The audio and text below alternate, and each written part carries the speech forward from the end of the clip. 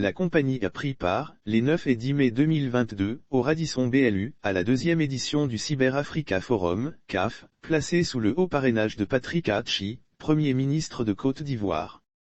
Cette seconde édition du Cyber Africa Forum, CAF, co-organisée par Cibrob, plateforme de référence sur la cybersécurité en Afrique et Jeune Afrique Media Group, est placée sous le parrainage du Premier ministre ivoirien, Patrick Aatchi, a vu la présence d'acteurs majeurs de l'écosystème de la cybersécurité.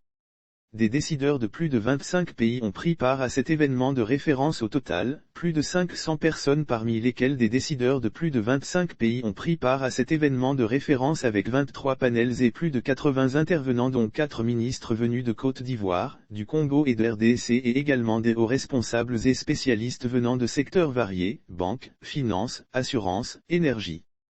Axé sur le thème « Souveraineté numérique et protection des données, levier de croissance économique pour le continent africain », les discussions de cette deuxième édition abordent de l'émergence de nouveaux risques en matière de cybersécurité, liés aux pratiques associées à la numérisation des sociétés africaines, télétravail, finances numériques et / ou décentralisées, commerce en ligne, souveraineté dans un contexte de tensions géopolitiques.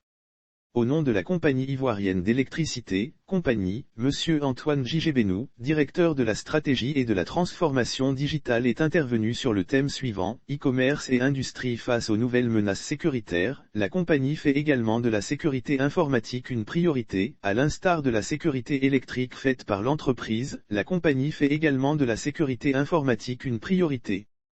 Il est important de noter que le vaste processus de digitalisation engagé par l'entreprise, notamment à travers l'agence en ligne Oumassi, la mise à jour des données à caractère personnel, ne se fait pas sans la sécurité, a-t-il dit. Il a fait savoir que la rigueur et le professionnalisme des équipes permettent une optimisation des mécanismes sécuritaires dans les différents processus de l'entreprise.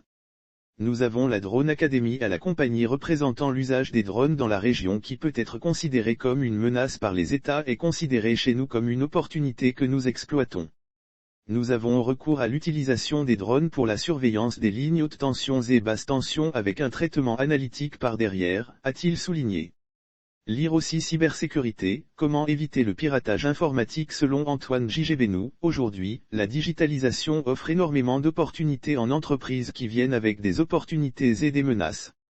Aujourd'hui, nous pouvons bâtir un monde nouveau sur la base d'expériences pertinentes et responsables.